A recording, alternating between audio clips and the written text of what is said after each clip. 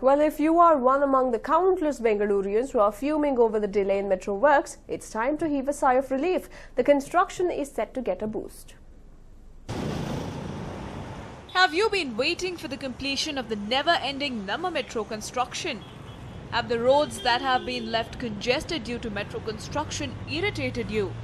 Well, despair not. Union Minister Venkaiah Naidu is here to the rescue.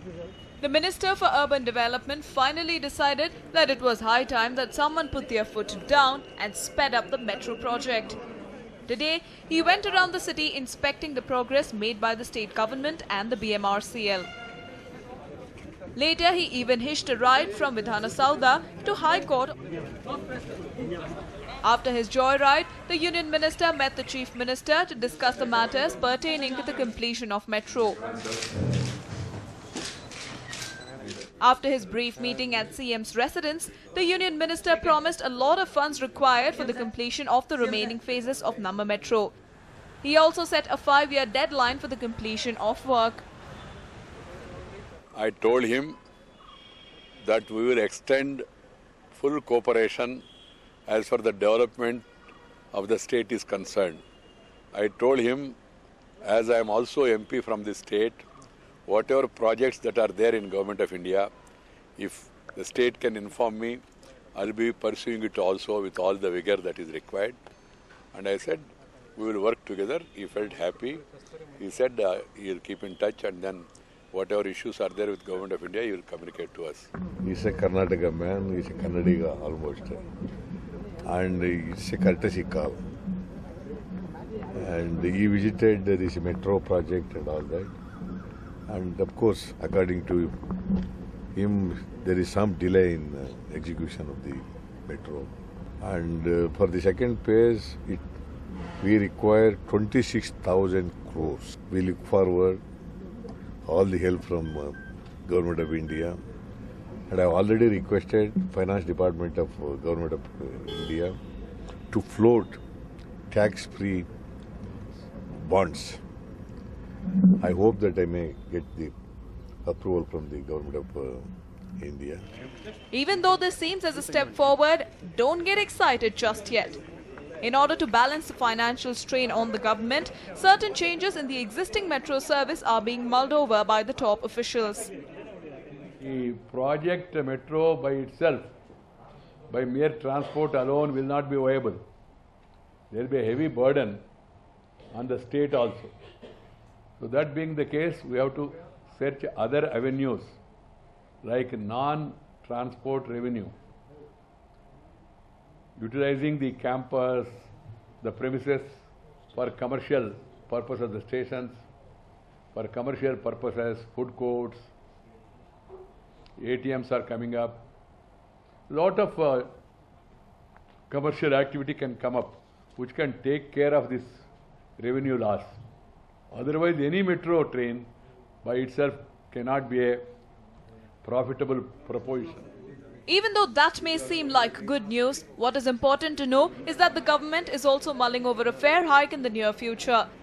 But considering the current traffic conditions in the city, won't you be willing to shell out a few extra bucks in exchange for a hassle-free ride? A News9 report. Well, they staged protests demanding better prices for their produce. That is understandable, but putting motorists to misery is definitely not something that the commuters appreciated. Here's a report.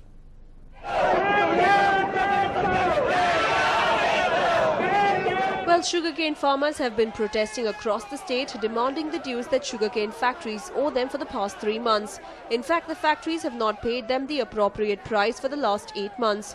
Farmers, especially from the northern part of the state, were urging the government to intervene and talk to sugar factory owners to pay them their dues. The government had announced a support price of 2,500 rupees per ton, but the factories purchased sugarcane at lesser than the support price. The farmers are alleged to have sold their produce for 1,800 to 2,000 rupees to the factories, and no factory was ready to pay them the support price announced. The farmers are alleged to have sold their produce for 1800 to 2000 rupees to the factories, and no factory was ready to pay them the support price announced by the government. On the other hand, the farmers allege that the present government has 3 ministers who own sugar factories. Obviously, they don't want the support price to be fixed at 2500 rupees per ton. Their high-handedness in the issue is annoying the farmers to a large extent, as some farmers were alleged to be contemplating committing suicide if the government did not intervene. They also alleged that the government had promised them a subsidy of 150 rupees per ton but has not paid them either. According to farmers, the factories owe them a massive amount of 3,500 crore rupees going by the support price announced by the government.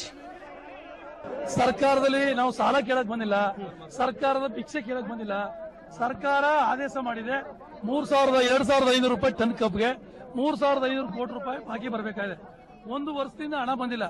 ಸರ್ಕಾರ ನಮಗೆ ನೇರವಾಗಿ ಅವರೇ ಕೊಡ್ಲಿ ಅಥವಾ ಕಾರ್ಖಾನೆಗಳಿಂದ ಕೊಡಿಸ್ಲಿ, ಅದು ನಮ್ಮ ಹೋರಾಟ. The farmers were adamant to continue the protest till the government made the payment on behalf of the factories or asked the factory owners to make the payment immediately. They were ready to court arrest but not back out of the protest. For the last 3 months, farmers were staging protests at district levels.